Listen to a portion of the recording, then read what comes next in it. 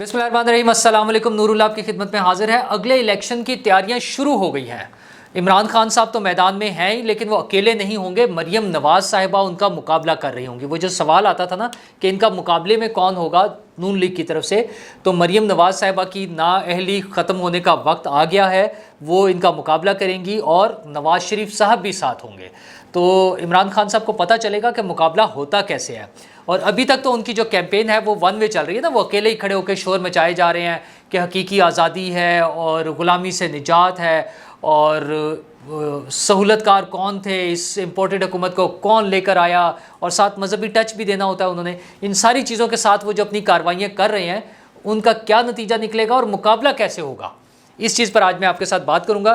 कल पीटीआई की दो एक्टिविटीज़ हुई हैं। एक तो कोर कमेटी का इजलास उनका हुआ है और दूसरा इमरान खान साहब की क़यादत में, और दूसरा इमरान खान साहब ने 4 सदा में इजलास से जलसे से खिताब फरमाया है। तो ये दो चीज़ों में उनका जो रंग नज़र आया है, पहला तो कोर कमेटी का इजलास था जिसमें उनकी मेन लीडरशिप है, ज़ाहिर है वो शामिल हुई, जिसमें शाह महमूद कुरैशी साहब थे, असद उमर साहब हैं, परवेज़ खटक साहब, शीरी मज़ारी साहिबा, आज़म सवाती साहब, यास्मीन राशिद साहिबा भी पंजाब से गई हुई थी, बाबर अवान साहब, जुल्फ़ी बुखारी साहब, आप ख्याल रखिएगा ये कौन कौन लोग हैं, फैसल वाडा साहब और शिबली फराज साहब, और जीबी के वज़ीर आला भी मौजूद थे।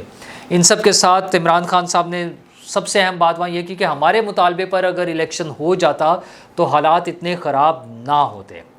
अच्छा, जबकि हालात ख़राब होने का जिसका वो सबसे बड़ा रेफरेंस देते हैं कि वर्ल्ड बैंक बता रहा है या IMF ने बताया है कि जी पाकिस्तान में हालात अच्छे नहीं हैं, ख़राब हो रहे हैं, हंगामे भी हो सकते हैं। साथ उन्होंने ये भी बताया है कि इमरान खान साहब की हुकूमत ने ये बुनियाद रखी, जो माहिदों की ख़िलाफ़ वर्जी की, उनसे मुकर गए और पॉलिटिकल गेम खेली, पॉलिटिकल माइलेज लेने के लिए सारा काम ख़राब किया। ये नहीं बताते, वो सिर्फ ये बताते हैं कि IMF ने वार्न किया है। लेकिन IMF ने हजूर ये भी तो साथ बताया ना कि वार्निंग क्यों दे रहे हैं, क्या वजह हुई है। तो बहरहाल उनके ये सारा था। उसके साथ साथ उन्होंने एक जलसे से भी खिताब किया कल, और जलसे में फिर वही रूटीन की बातें कि मैं हकीकी आज़ादी की कॉल जल्दी दूंगा।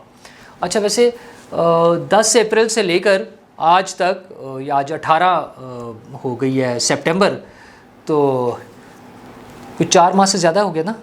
इस सारे टाइम में मतलब क्या कौन सी कॉल देने का, मतलब किस चीज़ का इंतज़ार कर रहे हैं वो। हुकूमत गई, पंजाब हुकूमत गई, अच्छा वो केसेस बन गए हैं, तौहीन अदालत एन उस पर पहुंची हुई है, एज पे है, क्या होना है, फ़ॉरेन फंडिंग केस का फ़ैसला आ गया हुआ है, तहकीकात के बाद सज़ा होनी है उसमें, जाली अकाउंट्स के केस खुलकर सामने आ गए हैं, रिश्वतें, तोशा खाना, ये सारी चीज़ें। और खान साहब थानों में सफाइयाँ देते पेश कर रहे हैं, फिर रहे हैं, और वो अभी उनकी आखिरी कॉल का वक्त नहीं आया।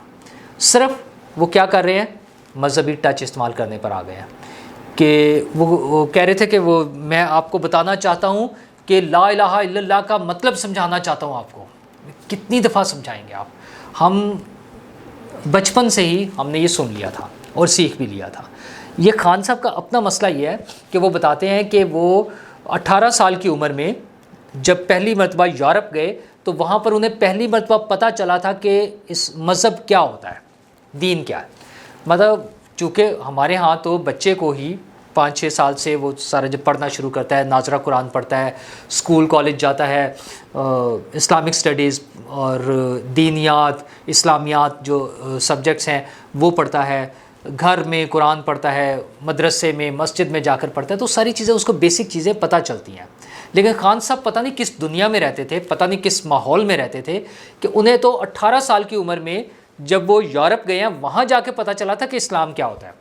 और फिर ये पता चलने के बाद अगले 25-30 साल उनकी जो नाइट क्लब्स की ज़िंदगी है, जो बार्स की ज़िंदगी है, जो डांस पार्टियों की ज़िंदगी है, वो हम सब के सामने है। वो जो बीचेस पे गुजारी हुई उनकी ज़िंदगी है वो हम सब के सामने है। तो 18 साल की उम्र में जब उन्हें इस्लाम का पता चल गया था, मज़हब का पता चल गया था, तो फिर उनका रवैया हमारे सामने है। तो आज वो मज़हब कार्ड इस्तेमाल करके हमें बता रहे हैं कि हम सब को वो सिखाएंगे कि ला इलाहा इल्लल्लाह का मतलब क्या है। आप खुद ही सोच लें फिर उनका। फिर वो कहते हैं कि नबी करीम सल्लल्लाहु अलैहि वसल्लम ने खौफ के बुत तोड़े थे तो हम उस सुन्नत पे चलेंगे, और ख़ुद उनके जो वाक़यात हैं मतलब वो किस किस से खौफज़दा नहीं थे। کبھی وہ اسٹیبلشمنٹ سے تھے، وہ چاہے چیف الیکشن کمشنر لگانا ہو، چاہے DG ISI لگانا ہو، اور کبھی وہ اس سے خوفزدہ ہوتے تھے DG IB سے، اچھا کبھی وہ نیب کے چیئرمین سے خوف زدہ ہیں، کبھی وہ عدالتوں سے خوف زدہ ہیں، کبھی پولیس سے خوف زدہ ہیں. مطلب ایک ایسا خوف زدہ شخص، کبھی وہ اپنے MNA سے، وہ جو ادھر ادھر سے سارے جمع کیے ہوئے تھے نا اس نے، جن کی بنیاد پہ حکومت بنائی تھی، کبھی وہ ان پارٹیوں سے خوف زدہ ہے، ان سے بلیک میل ہو رہا ہے، خود بتاتے ہیں کہ میں ان سے بلیک میل ہوتا تھا. اچھا تو پھر وہ جو ہمیں آج سنت کی بتاتے ہیں، نبی کریم صلی اللہ علیہ وسلم کی سنت بتاتے ہیں، تو آپ کو 70 سال کی عمر گزرنے کے باوجود، 22 سال پولیٹیکل پارٹی چلانے کے باوجود، 4 سال حکومت کرنے کے باوجود، آپ کو وہ سنت کبھی نہیں یاد آئی. آپ ہمیشہ اس کے الٹ چلتے رہے، ہمیشہ اس کے خلاف چلتے رہے، اور آج ہمیں بتا رہے ہیں. مطلب وہ صرف آپ سمجھتے ہیں کہ جلسے میں بیٹھے ہوئے یا کوئی انٹرنیشنل جو بزنس کمیونٹی کی آپ میٹنگ کر رہے ہوں، انویسٹرز کے ساتھ میٹنگ کر رہے ہوں، اس میں آپ تسبیح ہاتھ میں پکڑ کے آپ سمجھتے ہیں کہ آپ نے سارا اسلام وہ عمل کر لیا ہے، یا آپ کچھ مزاروں پہ جا کے چاہے عقیدت سے ہی صحیح جھک کے جو سجدے فرماتے ہیں، اس سے آپ سمجھتے ہیں کہ وہ سارا اسلام پورا ہو گیا ہے. کیا مذاق ہے یار. مطلب آپ مذہب کو استعمال کرنا چھوڑ دیں. کوئی بھی پولیٹیکل پارٹی، وہ چاہے عمران خان صاحب ہیں، چاہے مریم نواز صاحبہ ہیں، وہ جاوید لطیف صاحب ہے، کوئی بھی ہو، جو مذہب کا استعمال کرے گا اپنے سیاسی مقاصد کے لیے، وہ زیادتی کرتا ہے اپنے ساتھ، اس قوم کے ساتھ، اپنی پولیٹیکل پارٹی کے ساتھ، اور مذہب کی میں تو سمجھتا ہوں اس کے خلاف ہے. سیدھی سی بات ہے. آپ آئیں، آپ بات کریں، سیاست پہ بات کریں، آپ کہیں کہ ان کی خرابیاں ہیں، آپ ان کی بدعنوانیوں کی بات کریں، آپ ان کی کرپشن کی بات کریں، جو مرضی کریں، لیکن یہ مذہب کے ٹچ کو بیچ میں نہ لائیں. اس میں پھر کوئی بھی پورا نہیں اترتا اس پہ، کوئی پولیٹیکل لیڈر ایسا نہیں ہے. اور اب خان صاحب آپ کے تو مسائل ہی اتنے زیادہ ہیں. وہ 62 63 جس پہ آپ شوق سے فرماتے تھے نا، مجھ پہ لگا کے دیکھیں، وہ لگ گئی تو آپ کو لگ پتہ جائے گا، نہیں ہو سکتا وہ. پھر جناب وہ فرماتے ہیں کہ پوری دنیا میں سبز پاسپورٹ کی عزت بنوائیں گے اگر ہماری حکومت آ گئی تو. اچھا جی، جو 4 سال حکومت تھی اس میں کیا کیا؟ اس میں پاکستان کے سبز پاسپورٹ کی عزت یہ تھی کہ عمران خان صاحب، وزیر اعظم پاکستان صاحب، امریکہ سے فلائی کی ہیں سعودی عرب کے مانگے ہوئے جہاز میں، اور انہوں نے جہاز اتروا لیا واپس، اور عمران خان صاحب کو نکال کے باہر نکال دیا کہ چلیں جناب جائیں، خود سے جائیں، ہمارا جہاز واپس کر دیں. وہ پاکستان کے پاسپورٹ کی عزت کروانے جا رہے ہیں آج. اچھا، وہ ترکی کے ساتھ اسلامی ٹی وی اور وہ نئے پروجیکٹ کا پلان کیا، اور پھر بھاگ گئے، اور پھر ان سے سننا پڑا جب انہوں نے اس پہ جو بیان دیا نا کہ کسی کے پریشر میں آ کر بھاگ گئے ہیں. یہ پاکستان کے عزت کی پاسپورٹ کی عزت کروائی ہے، سبز پاسپورٹ کی. اچھا، مودی ان کی کال سنتا نہیں تھا، خود شکوے کرتے تھے کہ میں کال کرتا ہوں وہ سنتا نہیں ہے. یہ پاکستان کے سبز پاسپورٹ کی عزت کروا رہے تھے. اور اوباما انہیں فون نہیں کرتا تھا، جس پہ روتے تھے کہ وہ مجھے فون نہیں کرتا. یہ پاکستان کے سبز پاسپورٹ کی. باقی لوگوں کو تو چھوڑ دینا آپ، جو 23 کروڑ لوگوں کا، 22 کروڑ لوگوں کا، ان میں سے جو چند ہزار یا چند لاکھ لوگ باہر جاتے تھے، ان کے ساتھ کیا سلوک ہونا تھا، اس بات کو تو چھوڑ دیں. وزیر اعظم پاکستان کا یہ عالم تھا کہ ایک وزیر اعظم ان کو ہمسائے کا جو ہے فون نہیں کرتا، وہ ان کا فون اٹھاتا نہیں ہے، بیچارے فون کرتے رہتے ہیں. ایک سپر پاور کا صدر جو ہے، جو ساری دنیا کو کالیں کرتا ہے، ان کو کال نہیں کرتا تھا. یہ ہمارے سب سے. اور پھر جھوٹ، وہ فرینچ پریزیڈنٹ کے بارے میں بول دیا کہ جی وہ اس کی کال آئی ہے، صحافیوں سے میٹنگ کر رہے تھے تو کہا وہ اس کی کال آئی تھی، میں نے سننے سے انکار کر دیا. یار کیا شرم کی بات ہے. ویسے انہیں پھر کلیریفیکیشن دینی پڑی تھی. انہوں نے کہا جی اس طرح نہیں کالیں ہوتی ہیں. صدور جو ہیں کسی ملک کے سربراہان مملکت یا سربراہان حکومت جو ہے اس طرح کال نہیں کرتے کہ انہیں فون اٹھا کے کال کر دیا ہوگا کہ خان صاحب سے بات کریں، اور خان صاحب نے کہا میں بات نہیں کرتا. ٹھیک ہے، کمال کے انسان ہے یار. وہ تھا نا پانڈے جی، کمال کرتے ہیں کہ آپ بھی بس کمال ہی کرتے ہیں. تو اور اس کے علاوہ جو ان کی باقی باتیں وہ بھی ساری اسی قسم کی ہیں.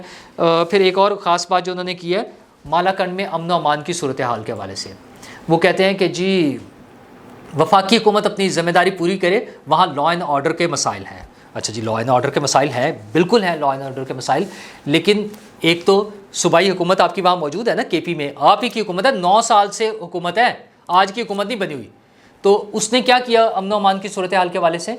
اچھا، جن لوگوں کے آپ ساری دنیا ان کے خلاف تھی اور آپ ان کے دفاتر بنا کے دینے کے لیے تیار بیٹھے ہوئے تھے کہ ان کے دفاتر بنوا دیں. اس زمانے میں جب ہمارے ملک میں دہشت گردی ہو رہی تھی، وہ ہمارے لوگوں کو مار رہے تھے، ہمارے فوجیوں کو مار رہے تھے، اس زمانے میں آپ ان کو یہاں دفتر بنا کے دینا چاہ رہے تھے. اور ان کا حال یہ ہے کہ کل مصطفیٰ نواز کھوکھر صاحب نے ایک ٹویٹ کیا ہے، میں آپ سے نہیں بھی میرا خیال تھا ضرورت ہے، لیکن آج چونکہ عمران خان صاحب نے کل پھر بات کر دی، انہوں نے مصطفیٰ نواز کھوکھر صاحب نے پرسوں یہ ٹویٹ کیا تھا 16 تاریخ کو، اور اس میں انہوں نے کہا کہ پارلیمنٹ کی نیشنل سیکیورٹی کونسل کی میٹنگ میں ایک ہائی رینک آفیشیل نے یہ بتایا ہے کہ وہ جو جن کی عمران خان صاحب حمایت کرتے تھے نا کہ ان کے آفیسز کھول دیں، کہ وہ سالانہ $200 ملین یہاں سے پاکستان سے کماتے ہیں. ظاہر ہے وہ بھتہ خوری اور جس بھی ذریعے سے مختلف چیزوں سے لوگوں کو، آپ کو پتہ نا کیا کیا کچھ ہوتا ہے، تو یہ کچھ وہاں پر ہو رہا ہے. تو کے پی کی حکومت کدھر ہے جی؟ آپ کی حکومت، آپ کی پارٹی کی حکومت 9.5 سال سے وہاں ہے. وہ جو آپ بلین ٹری سونامی لے کر آنا چاہ رہے تھے، لوٹ مار کیا، سارے درختوں کے پیسے کھا گئے آپ، اس حکومت نے امن و امان کے لیے کام کیوں نہیں کیا؟ مسئلہ یہ کہ آپ تو ان کے ساتھ ہیں، آپ نے تو وہ بیسز انہیں دی ہیں وہاں پر، ان کو سیٹل کیا ہے یا سیٹل کروایا ہے، جن کے ہاتھوں یہ آج ہمارے حالات بگڑے ہوئے ہیں. تو آئے روز کوئی نہ کوئی واقعہ ہو جاتا ہے. تو یہ پاکستان کے لوگ مرتے ہیں، پاکستان کے فوجی وہاں پہ اپنی جانیں دیتے ہیں. خان صاحب کو کیا پرواہ ہے؟ ان کے لیے تو وہ چونکہ پتہ نہیں اس میں بھی خان صاحب کا ہی کوئی انٹرسٹ نہ ہو. تو حضور آپ کے یہ ساری جو الیکشن کیمپین چلا رہے تھے، اس کا مقابلہ ہوگا مریم نواز صاحبہ کے ساتھ اور نواز شریف صاحب کے ساتھ. حالات بدل گئے ہیں، آپ فکر نہ کریں. 20 تاریخ کو عدالت نے ان کی وہ جو نااہلی کا کیس ہے اس پہ اپنا فیصلہ محفوظ کرنا ہے، چونکہ وہ نیب کو بار بار بلاتے ہیں نا، تو اس کے لیے انہوں نے ٹائم دیا ہوا ہے کہ 20 تاریخ کو ہم نے اپنا فیصلہ سنا کے محفوظ کر دینا ہے.